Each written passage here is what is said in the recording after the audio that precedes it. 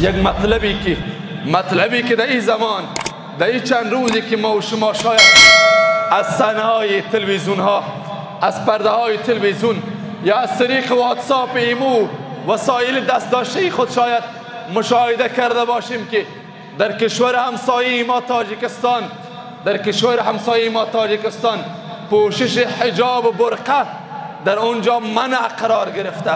یعنی حجاب اسلامی از طرف بالاخره حکومتداران و مجلس پارلمان از اونا قانونی را تصویب کردن که باید پوشیدن حجاب در سرزمین بالاخره تاجیکستان منع قرار بگیره. حجاب را منع قرار دادن. فرزندان تاجیکستانی با غیرت از پهلویشان صدا بالا میکنه که علمای افغانستان و جوانان افغانستان باید صدا بالا بکنن. بیاین عزیزان و سرورانی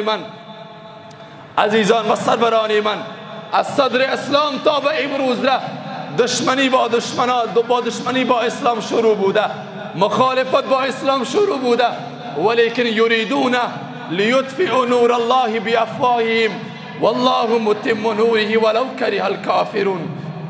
حضرت آسیه زن فرعون است. در مقابل ظلم و شکنجه های فرعون استاد میشه، در مقابل ظلم و شکنجه های فرعون استاده میشه. میگه الله را طلبان هستم، الله را میخوام. بالاخره در نتیجه در زیر ظلم و شکنجه های فرعون و فرعونیان حضرت آسیه جام شهادت را می نوشه. یا ربی، حضرت آسیه صدا میزنه رب ابن لی عندك بیتا فی الجنه و نجنی من فرعون و عمله. ای پروردگارا مرا از گیر فرعون نجاتم بده، در پهلوی خود بری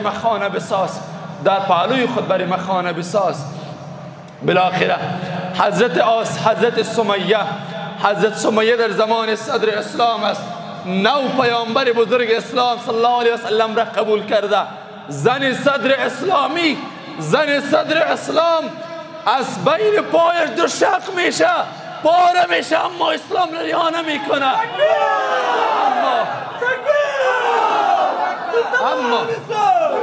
اما اسلام را رها نمیکنه. اما پیرداری سردار دو عالم را محمد رسول الله را پیرویش رها نمیکنه.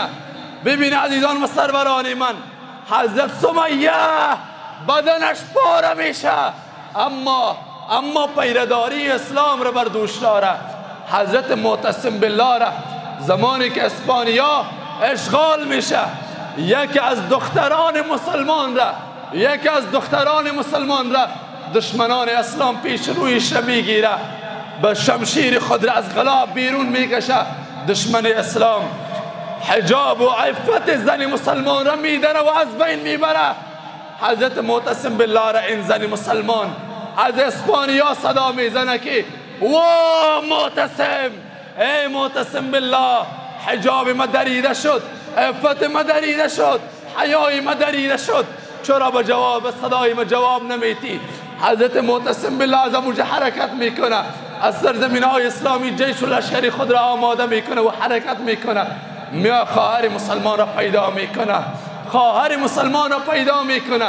میگه خواهر عزیزم آیا به داد تو، به صدای تو معتصم لبیک گفت و یا خیر؟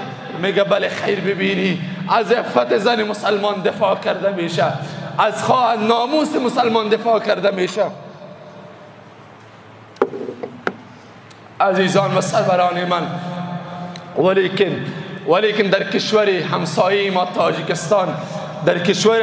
ما تاجیکستان، زمانی که خواهران مسلمان، یک خواهر مسلمان را نوار تصویری شه فرستادن دوستا برم، زمانی که نگاه میکنی حجاب بر تن داره، حجابی که عایشه صدیقه مادر مسلمانان چقدر به خاطر از او زحمت کشیدن. حضرت فاطمه الزهرا آغوش سردار دو عالم، از آغوش سردار دو عالم بالا میشه، حجاب بر تن داره، خاک و گرد چهره های رسول الله را به خاطر پاک کردنش حجاب را مراعات میکنه، ولیکن اون خواهر مسلمان ما در تاجیکستان با حجاب اسلامی حرکت میکنه. زنان بی حیای دیگر پیشروی از اون را میگیره، تمسخرش میکنه، میگه حجاب منع است، پوشیدن حجاب منع است. ای غیرت مسلمان، ای عفت مسلمان، ای غیرت ما جوانان، ای غیرت ما مردان مسلمانی که ما زنده هستیم. در زندگی ما یریدون لیطفئوا نور الله بافواههم والله متم نوره ولو کره الکافرون. دشمنان اسلام در صدر اسلام تلاش کردند که نور اسلام را خاموش بکنن، اما نتوانستند. تا به امروز نتوانستند. در این زمانی که ما زنده باشیم نور اسلام خاموش شود. اون خواهر مسلمان با حجاب ما به حجابش توهین و تمسخر کرده شود. در روز قیامت به حضور سردار دو عالم استاد شویم، به حضور حضرت عمر استاد شویم، به حضور حضرت علی کرم الله وجهه استاد شویم. چه جواب بتیم؟ جوان عزیزم چه جواب بتیم؟ در او زمان نور اسلام را خاموش کرده نتوانستند. دشمنان اسلامی که این زمان ما میبینیم در مغاره های کوپنا برده بودند، ولیکن در این زمان غیرت و جرأت را از کجا کردند؟ لحظه‌ای که سرزمین اندلس به توسط دشمنان اسلام از سال 1492 میلادی زمانی که اشغال شد مرکز مسلمانان، از اون لحظه تا به امروز بر بالای مسلمانان جهاد فرض شده. بر بالای مسلمانان جهاد فرض است، به نیت از اینکه آزادی فرزندان اسلامی، به نیت از اینکه سرزمین‌های اسلامی در زیر بیرق لا اله الا الله و محمد رسول الله باشه. ببین عزیزان و سروران من، یریدون لیطفئوا نور الله بافواههم والله متم نوره ولو کره الکافرون. ولیکن دشمنان اسلام از صدر اسلام تا به امروز یریدون لیطفئوا نور الله بافواههم، اراده این را دارن که نور اسلام را خاموش بکنن، ولیکن والله متم نوره ولو کره الکافرون. الله نور اسلام را کامل میکنه، الله نور اسلام را مکمل میکنه، اگر چندی که دشمنان اسلام بدبین اسلام بوده باشند. جهان اسلام، چه افغان است، چه ترک است، چه تاجیک است، چه پشتون است، بر سرزمین های اسلامی در مجموع، زمانی که اگر حکومت تاجیکستان از این اقدامش دست بردار نشود، بر جمعی زن و مرد خواهر برادر مسلمان جهاد فرض عین است. برای کشور تاجیکستان، برای رئیس جمهورش میگم، برای کابینیش میگم، برای بالاخره مجلس سنایش میگم، مستقیما برایشان پیام میتم. یک از جمله مقدسات اسلام ماست، حجاب از جمله نوامیس ماست، از جمله عزت فرزندان اسلامی و زنان مسلمان است. متوجه باش. چراغ ظلم و ظالم تا دمی محشر نمی سوزد.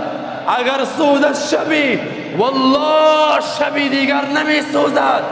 اینا متوجه باش که اگر امروز تو بر قدرت نشستی، تو بر عریقه قدرت نشستی که او خواهر مظلومی ماره، او خواهری بالاخره درمانده ماره که توهین و تمسخر کرده میشه، اینا بدان که فرزندان اسلامی زنده است، شاگردان عمر زنده است، شاگردان ابوبکر زنده است. یک روز به سراغ اون خواهران با عزت و با عفت با حجاب خواهران تاجیکی ما انشاءالله که خواهند رسید.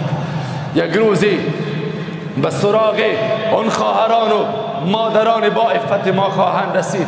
عزیزان و سروران من، این را بدانیم، برای همیش دشمنان اسلام کار کردن، برای خاموشی اسلام، برای خاموشی شعار اسلام، ولیکن این را بدانند که نور اسلام روشن است.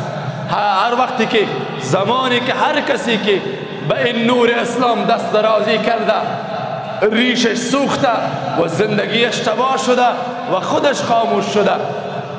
عزیزان و سروران من، خواهران مسلمانی که در این سرزمین های اسلامی از دعا بکنن اگر از این اقدامشان که در مقابل حجاب زمانی که تصمیمی که گرفتن دست بردار نشوه، زمانی که از این اقدامشان دست بردار نشوه، من میتونم فتوای این بدم، میتونم که این مسئله را ابراز بکنم که در سرزمین تاجیکستان اگر زمانی که از این اقدامشان دست بردار نشوه، برای فرزندان جهان اسلام، چه افغان است، چه ترک است، چه تاجیک است، چه پشتون است، برای سرزمین های اسلامی در مجموع، زمانی که اگر حکومت تاجیکستان از این اقدام دست بردار نشود، برای جمعی زن و مرد خواهر و برادر مسلمان جهاد فرض عین است. برای دفاع خواهران مسلمان، برای دفاع نوامیس مسلمان، برای دفاع عزت خواهران مسلمان جهاد فرض عین است. ما باید متوجه بوده باشیم. جوانان عزیزم، آید اگر ابوبکر یا اگر عمر ببیند شمشیر کرده بیرون در اشک خون پر ایشان، عثمان شهید قرآن از تو همین بپرسد خونم تباه کردی، برخیز ای مسلمان. ای جوان عزیزم، اگر عمر نیست امروز تو عمرگونه زندگی بکن، اگر خالد نیست تو امروز خالدگونه زندگی بکن. خواهر عزیزم، اگر امروز سمیه‌ای نداریم، اگر آسیه‌ای نداریم، تو آسیه گونه و سمیه گونه زندگی بکن. بیاییم عزیزان و سروران من، ما که اسلام را غریب قرار دادیم، برای سرزمین های اسلامی، برای حکومت امارت اسلامی افغانستان، برای بزرگان امارت هم پیام میتم که برادران بزرگوارم، امرای سرزمین اسلامی، بیاییم به خاطر عزت خواهر مسلمان تاجیک ما، به خاطر عزت خواهر مسلمانی که در اونجا در زیر آه و ناله هست، در اونجا به خاطر پوشش حجاب و غیرت و حیا و عفت و پاکدامنیشان زیر مورد تمسخر و استهزای دشمنان قرار میگیره، یک اقدامی داشته باشیم، یک تصمیمی داشته باشیم. فرزندان اسلامی آماده هستند، فرزندان سرزمین های اسلامی به اقدام شما، به تصمیم شما بالاخره توجه دارند. یک تصمیم قاطعی به خاطر عفت و پاکدامنی خواهران مسلمان تاجیک در برادر تاجیک ما سوال کردن، گفتن در پیش روی چشم ما حجاب و چادر خواهر مسلمان و زن مسلمانی ما را میگیره. در همون لحظه ما چی کار بکنیم؟ برادران تاجیکیم برای شما میگم، صدایم انشاءالله که میرسه. برادران تاجیکیم، زمانی که حجاب خواهر و مادر شما از در دم چشم شما دریده میشه، در دم چشم شما پاره میشه، در دم چشم شما دور کرده میشه، اگر امروز صبر کردین ایرا متوجه باشیم که خدای نخواسته روزی را سراغ نداشته باشی که پیش روی چشم زن و ناموس زنا کرده شود.